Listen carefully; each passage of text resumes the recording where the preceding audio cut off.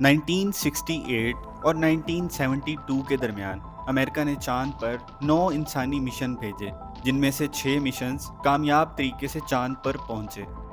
NASA का अगला phase चांद की तहकीकात के लिए है, जो आर्टेमिस के नाम से जाना जाता है। ये आर्टेमिस मिशन कैसा होगा?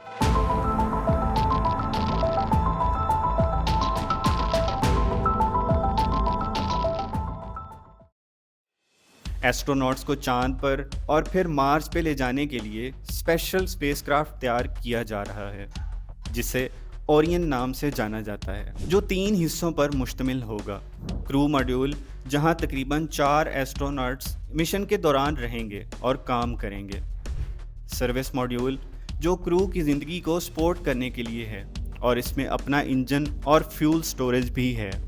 लॉन्च एबॉर्ड सिस्टम, जो लॉन्चिंग के दौरान किसी भी नुकसान के केस में क्रू मॉड्यूल को महफूज तरीके से दूर ले जाने के लिए अलग से इंजन रखता है। अपने क्रू और भारी सामान को स्पेस में भेजने के लिए नासा स्पेस लॉन्च सिस्टम यानी SLS बना रहा है, जो एक कार्गो होल्ड, एक एक्सप्लोरेशन अपर स्टेज, एक बड़ी कोर स्टेज और 2 एक्सटेंडेड सॉलिड रॉकेट बूस्टर से मिलके बना है। ये दुनिया का सबसे ताकतवर रॉकेट है और अपोलो मिशंस की दौर की मशहूर सैटर्न V से कई तरह से ज़्यादा एडवांस है। लॉन्च पैड पर रॉकेट पूरे फ्यूल के साथ 6 मिलियन पाउंड के करीब भारी होता है, जिसमें से 5.2 मिलियन पाउंड सिर्फ फ्यूल है। 4 RS-25 इंजन्स और 2 सॉलिड रॉकेट बूस्टर एस्ट्रोनॉट्स को स्पेस में ले जाने का काम करते हैं। लॉन्च होने के 2 मिनट बाद सॉलिड रॉकेट बूस्टर ख़त्म हो जाते हैं और स्पेसशिप से अलग हो जाते हैं। 8 मिनट बाद कोर स्टेज ख़त्म हो जाती है और वो भी अलग हो जाती है। अपर स्टेज ब्रीफली चलती है, जिससे ओरियन को अर्थ के आसपास एक पार्किंग ऑर्बिट में रखा जाता है।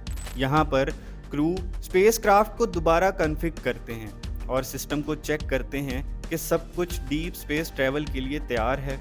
मिशन कंट्रोल से गो मिलने पर crew exploration upper stage engine को दोबारा इग्नाइट करके अर्थ को पूरी तरह से छोड़ देते हैं।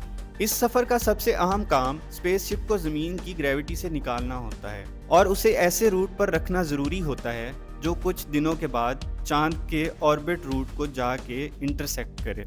अपर स्टेज इंजन का फ्यूल ख़त्म होने के बाद स्पेस लॉन्च सिस्टम से अलग कर दिया जाता है। चांद के करीब आते वक्त हम आर्टेमिस और अपोलो मिशंस के दरमियान बुनियादी फ़र्क देखते हैं।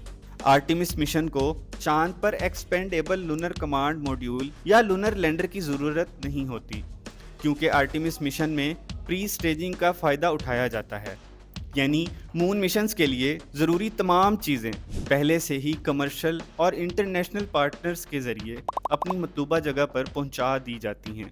मज़ीद ये कि इसमें चांद के गिर्द ऑर्बिट में एक डेडिकेटेड लूनर स्टेशन भी शामिल होगा, जो गेटवे के नाम से जाना जाता है। इस गेटवे के ज़रिए, जो कि चांद को ऑर्बिट करेगा, यहाँ पर एक मज़ीद मिशन की तैयारी की जा सकेगी, जो कि डीप स्पेस को एक्सप्लोर करने के लिए होंगी और साथ साथ चांद को भी हर तरफ और हर जगह से ऑब्जर्व किया जा सकेगा, जो कि अपोलो मिशन में पॉसिबल नहीं था, क्योंकि अपोलो मिशंस में रोवर लैंडर चांद के किसी खास हिस्से तक ही जा सकते थे और उसे ऑब्जर्व कर सकते थे। वापस हम क्रू की बात करें तो जो ओरियन स्पेसशिप में गेटवे के करीब जा पाएंगे, उनके लिए ज़रूरी होगा कि वो गेटवे के चांद के गिर्द एलिप्टिकल ऑर्बिट को मैच करें, ताकि आसानी से वो अपना स्टेशन चेंज कर सकें।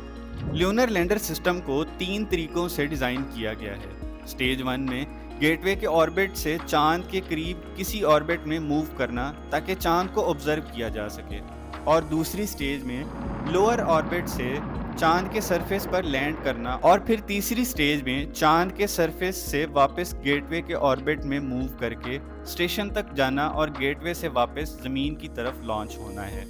वापस ज़मीन की तरफ आते हुए क्रू मॉड्यूल को सर्विस मॉड्यूल से अलग कर दिया जाता है और उसे हीट शील्ड से भी प्रोटेक्ट किया जाएगा, क्योंकि वापस 25,000 किलोमीटर पर आवर की स्पीड से आते हुए फ्रिक्शन की वजह से क्रू मॉड्यूल का टेम्परेचर तकरीबन 5000 डिग्री तक हो सकता है।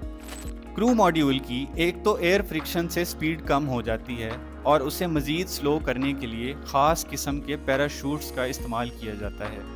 जो क्रू मॉड्यूल की स्पीड को लैंडिंग से पहले 20 किलोमीटर पर आवर की स्पीड तक ले आता है।